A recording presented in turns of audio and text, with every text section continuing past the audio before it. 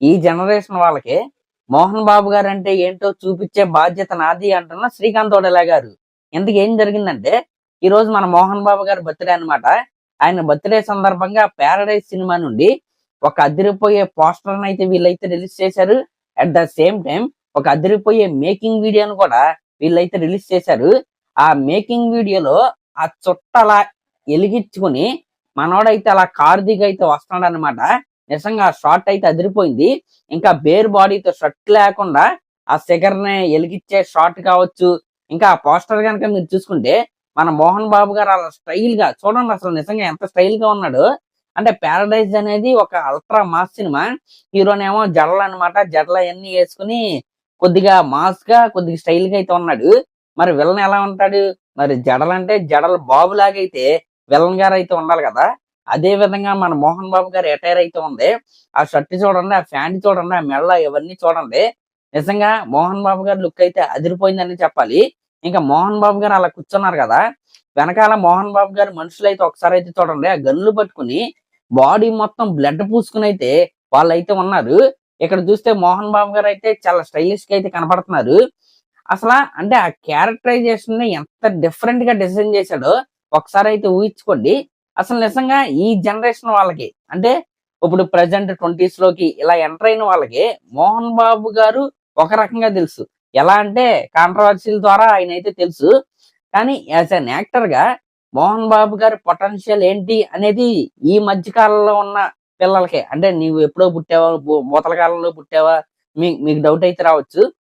నేను నా వయసే ఎంత ఉంటదండి చెప్పకూడదు, కానీ అది పక్కన పెడితే తెలుసు మోహన్ బాబు గారు యాజ్ అన్ యాక్టర్ గా నాకు తెలుసు. పాత సినిమాలు చూసాం కదా, ఆయన విలనిజం కావచ్చు.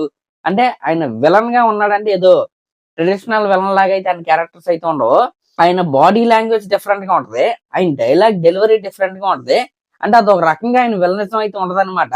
అంటే జిత్తుల మారి నక్క క్యారెక్టర్ అంటే ఎలా ఉంటదో దాన్ని ఎగ్జాక్ట్ గా మన మోహన్ బాబు గారు ఆ విలనిజంలో అయితే పండించేవాళ్ళు.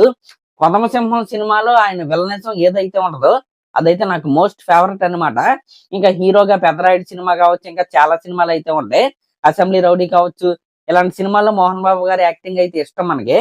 కానీ ఈ మధ్య కాలంలో అంటే గత 20 సంవత్సరాలుగా మనం చూసుకుంటే 2000 తర్వాత మనం చూసుకుంటే మోహన్ బాబు గారికి సరైన క్యారెక్టర్ నా దృష్టిలో నేను చెప్పాలంటే బుచ్చిగాడు సినిమాలో శివన్న క్యారెక్టర్ అనమాట. ఆ క్యారెక్టర్ తప్పితే మోహన్ బాబు గారిని ఇప్పటి వరకు ఈ తరం డైరెక్టర్స్ అయితే ఎవరో సరిగ్గా వాడుకోలేదు. అంటే మోహన్ బాబు గారు ఇండియాలోనే one of the best actor.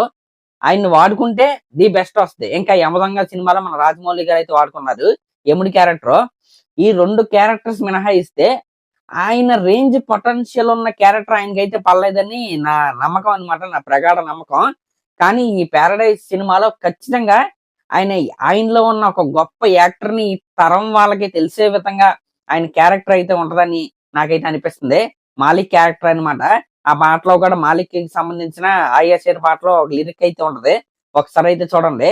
మరి ఆ క్యారెక్టర్ కి నాని గారి క్యారెక్టర్ కి సంబంధం ఏంటి, అసలు వీళ్ళిద్దరి మధ్య ఉన్న రిలేషన్షిప్ ఏంటి, అసలు ఆ నాని గారి క్యారెక్టర్ ఒక రకంగా ఉంది, మోహన్ బాబు గారి క్యారెక్టర్ ఒక రకంగా ఉంది, అసలు వీళ్ళిద్దరి మధ్య ఫేస్ ఆఫ్ ఏ విధంగా ఉంటుందన్న క్యూరియాసిటీ అయితే నాలో అయితే ఉంది. ఖచ్చితంగా సీటెడ్ అండి, ఈ సినిమా కోసం సీటెడ్. ఆగస్టు 21, 2026 బ్లాస్ట్ అయితే మనం అయితే చూస్తాం. దీంట్లో ఎటువంటి అనుమానం అయితే లేదు. మరి అదనమాట మ్యాటర్. మరి ఇందాక వచ్చిన మోహన్ బాబు గారి లుక్ మీకు ఎలా అనిపించిందో కామెంట్ చేయండి. అలాగే ఇలాంటి లేటెస్ట్ సినిమా అప్డేట్స్ కోసం మన ఛానల్ అయితే సబ్స్క్రైబ్ చేసుకోండి. Thank you.